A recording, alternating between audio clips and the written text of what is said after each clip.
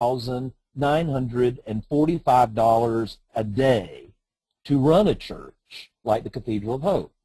That church has to scramble every month to pay their bills and to keep their head above water. They don't have a penny of endowment to fall back on and no truly rich donors to count on. So I want to talk a little bit out of my experience at the Cathedral of Hope as a way of speaking as a parable, because it is where I learned these principles.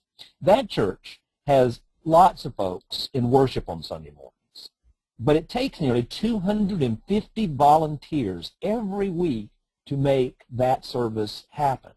Now, the church has over 4,000 members, but when it comes to leadership development, that actually makes the task even more difficult. You see, when you sit in a congregation with hundreds of people, you assume surely there is someone better qualified for almost any job. And on any given Sunday, in that church, I could announce the need for volunteers to do something and not have a single one of 4,000 members sign up. Still, the church did manage to mobilize hundreds of people to give thousands of hours every single week. And so what I want to do is share with you sort of what I learned and how we made that happen.